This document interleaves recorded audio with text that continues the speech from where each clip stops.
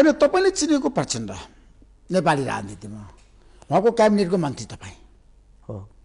उहाँको कमी कमजोरी बताउनुहोस् न। आज राम्रो कुरा तपाईँले धेरै बखान गर्नुभयो। ल ठिक छ, होइन, उहाँको दुई भागमा उहाँको जीवनलाई, उहाँको योगदानलाई इतिहासमा दुई खण्ड गर्नुपर्छ। तपाईँको चाहिँ जनयुद्धदेखि गणतन्त्र हुँदै संविधान सभाबाट संविधान जारी गरेसम्म एउटा प्रचण्ड, र संविधान जारी पछाडि यहाँसम्म आउँदाखेरिको पुष्पकमल दाहाल, दुई भागमा विभाजन उहाँलाई गर्नुपर्छ।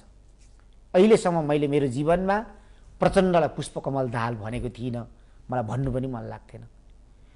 तर यो दुई भागमा खण्ड गरेर हेर्दाखेरि यो पछिल्लो समयमा निरन्तर हाम्रो यात्रा ओह्रालो छ, निरन्तर अस्थिर छ। हिजो हामीले डाइनामिक भनेको प्रचण्ड आज पिटबेगरको लोहोटाको रूपमा स्थापित भएको छ। त्यस कारणले उहाँलाई दुई खण्डमा विभाजन गर्नुपर्छ। हिजोको प्रचण्ड, न नीति छ, न विचार छ, न नेतृत्व छ। शान्ति प्रक्रियामा आउँदाखेरि त्यतिखेरको प्रचण्ड तपाईँको जस्तै कपाल बनाएर हिँड्थ्यो। प्रचण्डले कतापट्टि कपाल ढल्कायो भन्ने हेयर स्टाइलको आधारमा समाचारहरू बन्थे र मान्छेले अनुमान गर्थे। एकचोटि देब्रेपट्टि कपाल ढल्काउनु भएको थियो र त्यो दिन समाचार छापियो कि अब मोहन वैद्यको किताबमा प्रचण्ड जाँदै रहेछ, देब्रे ढल्कायो भन्ने। यस्तो थियो।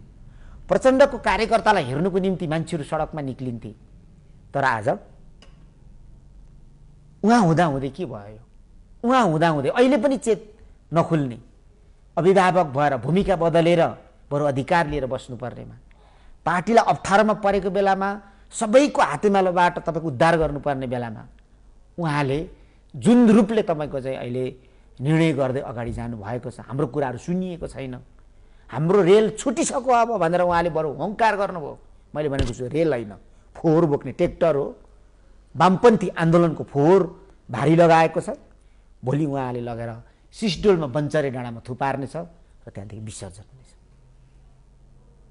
कस्तो किसिमको चाहिँ कम्युनिस्टहरूको जीवनशैली, सोच चिन्तनको कुरा गर्दाखेरि र प्रचण्डको तुलना गर्दाखेरि, नेताहरूको भूमिकाको कुरा गर्दाखेरि, तपाईँले हतियार उठाउँदाखेरि र उहाँको निर्देशन मानेर तपाईँहरू छ नि परिवर्तनको लागि लाग्दाखेरि र आज उहाँ सत्तामा पुगेर देशको छ नि प्रधानमन्त्री बन्दाखेरि र आज उहाँ माओवादीलाई त्यागेर,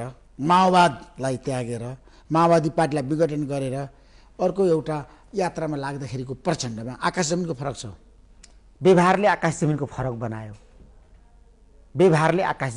बनायो। पहिलो दिन मैले प्रचण्डलाई भेट्दाखेरि त्यो रात म निधाएको थिइनँ। प्रचण्डलाई हेर्दाखेरि तपाईँले पहिलो रात कहाँ भेटे, कहिले भेटे? मैले उहाँलाई जोगमुनीमा भेटेको।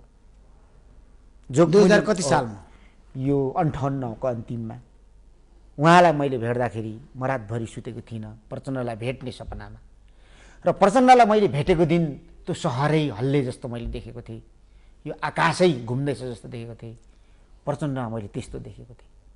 तर त्यो प्रचण्ड आज किन लिलिपोटको मान्छे जस्तो भयो?